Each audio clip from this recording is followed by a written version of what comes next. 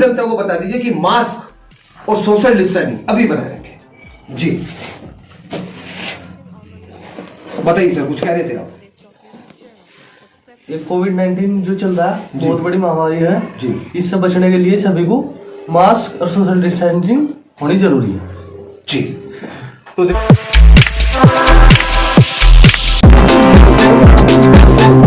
For information on the news around you, keep watching Face Talk YouTube channel. Subscribe to the latest news and press the bell icon.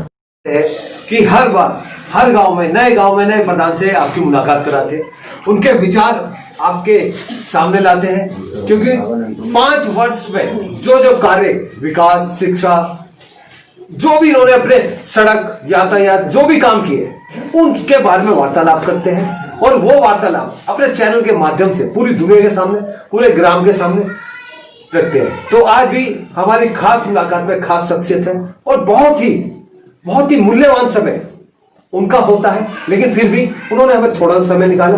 पहले मैं और मेरी पूरी team उनका तहे दिल से शुक्रिया अदा करती है। आइए मुलाकात करते हैं आपकी खास शख्सियत से। सर नमस्कार, कैसे आप? सब कुशल होंगे? 2 दिन पहले हम आए थे, आप व्यस्त थे क्योंकि ग्राम प्रधान के साथ साथ उनका अपना एक व्यवसाय भी होता है खेती बाड़ी का, तो वो भी जरूरी है, क्यों सर? लेकिन आज हमने आपको पकड़ लिया क्योंकि पत्रकार होते हैं प्रतिनिधियों के पीछे जाते हैं, तो आज हमने आपसे मुलाकात करने का समय निकाला। चलिए सर, आप युवा हैं और पहली बार आप चुनाव लड़े, कुछ अनुभव भी होता है, जैसे 3 बार 4 बार आदमी जीतता रहता है, लगातार एक्सपीरियंस होता है।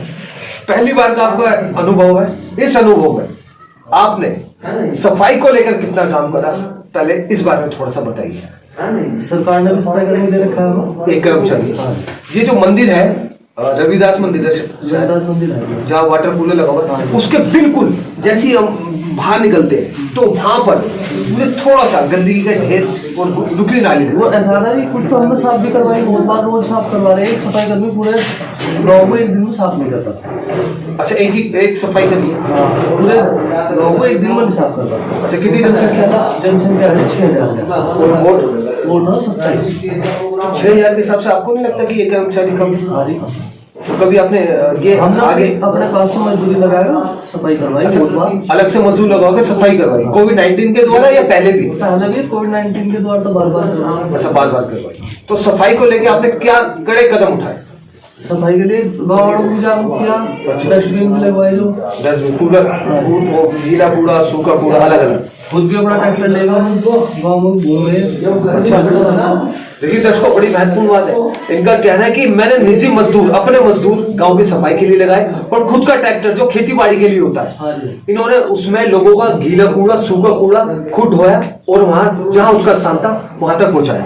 किस लिए? क्योंकि गांव स्वच्छ रहे। देखिए बहुत महत्वपूर्ण बात है। तो ये तो है सर सफाई के लिए। दूसरा, आपने शिक्षा को लेकर क्या कदम उठाए? स्कूल में भी हमने बहुत काम करवाया। प्राइमरी स्कूल में थोड़ा सा उदाहरण देंगे। माजी मास्टर जो टीचर थे उन्हें भी थोड़ा हमें लेट आ रहे थे, उन्हें भी जल्दी आए। जो स्कूल में पहले बच्चे बनते थे वे भी रुकवाए। स्कूल में प्राइमरी स्कूल था खुला था, हमने उसकी 4 दीवारी करवाई वहाँ, जिससे बच्चों को पढ़ने में कोई परेशानी ना हो। प्राइमरी स्कूल जितना बाहर से सुंदर लगते देखने में, क्या अंदर से शिक्षा के मामले में इतने ही सुंदर? हाँ जी, अभी तो फिलहाल इतना ही। कितने बच्चे हैं स्कूल में? बच्चे हो रहे होंगे 500 के आसपास। और बोर्ड बताया कितना आपने? 27 से 28। तो उसके हिसाब से प्राइमरी स्कूलों में बच्चों की संख्या कम है। गाँव के जो आदमी है वे बाहर भेज दे जा रहे। तो क्या इन स्कूलों के अंदर शिक्षा बेहतर नहीं है या सुविधाएं नहीं है? नहीं, सुविधा भी मतलब तो सरकार ने बहुत करवा दी। तो क्यों नहीं बच्चे उसमें अपना रुझान लाते हैं? क्या आपने उनके लिए कभी कोई जागरूक अभियान चलाया? आप घर घर गए? क्योंकि कुछ लेडीज ने मुझे बताया कि आप बीच में घर घर भी जाते थे और बच्चों को पढ़ने के लिए उत्साहित करते थे कि प्राइवेट स्कूल में पढ़ो, लेकिन वो जनता का फैसला है कि वो प्राइवेट स्कूल में पढ़ाना चाहिए। मतलब खुद का अपना बच्चा भी प्राइवेट में भेजा है। खुद का बच्चा, देखिए वाह, इनका खुद का बच्चा प्राइवेट स्कूल में पढ़ता है, तो यहीं से कहीं ना कहीं परिवर्तन और बदलाव की नींव रखी गई। बहुत महत्वपूर्ण बात है। पहले प्रधान ऐसे मिले कि उन्होंने खुद कहा कि मेरा खुद का बच्चा प्राइवेट स्कूल में पढ़ता है। क्या नाम है आपके बच्चे? आयुष।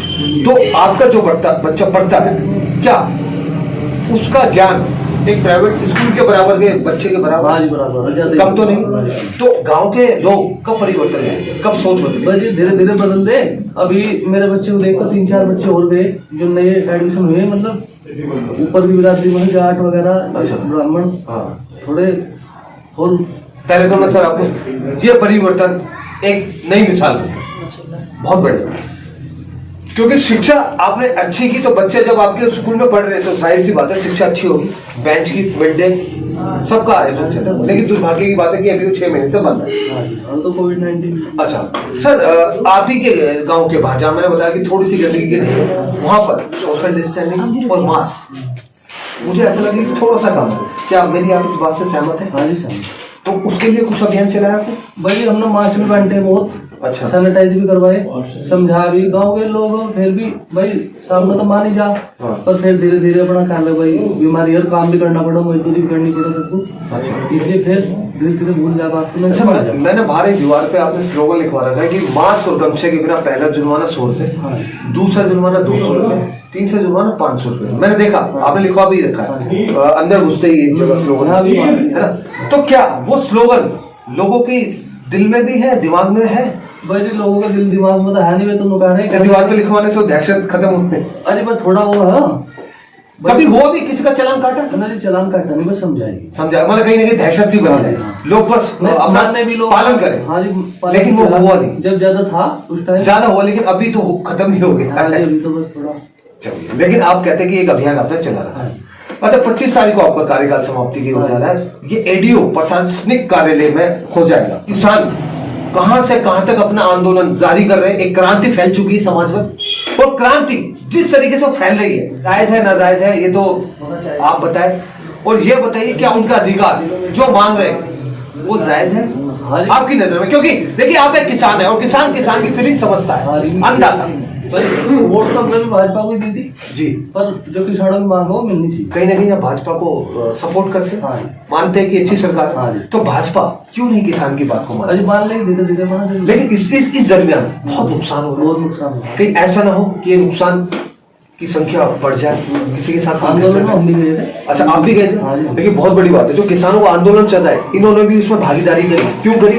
क्योंकि कहीं ना कहीं किसान की फीलिंग समझता है। इनका कहने का मतलब है सिर्फ और सिर्फ अगर वो जायज है उनको उनका अधिकार मिलना चाहिए, लेकिन तरीका थोड़ा सा बदलना चाहिए, किसी भी चीज का नुकसान ना। आप अपने विचार, अपने दिल की बात शांतिपूर्वक रखिए, जैसे गांधी साहब, महात्मा गांधी जी कहा, हर आदमी को अपनी बात करने का अधिकार है और अपने दिल का प्रदर्शन करने का भी अधिकार है। अपनी बात कीजिए लेकिन जायज, नुकसान है। प्रधान जी आखिरी सवाल मैं पूछना चाहूंगा, आप प्रतिनिधि है, जनता ने आपको चुना है, आप क्या दोबारा चुनाव लड़ने की रणनीति बना रहे? भाई रणनीति तो अभी तो है नहीं, मतलब अभी तो भाई अभी समाप्त हुई नहीं, तकरीबन अगर दोबारा चुनाव हो रहे दोबारा सामान्य में आएगी मौका मिला तो लड़ाई।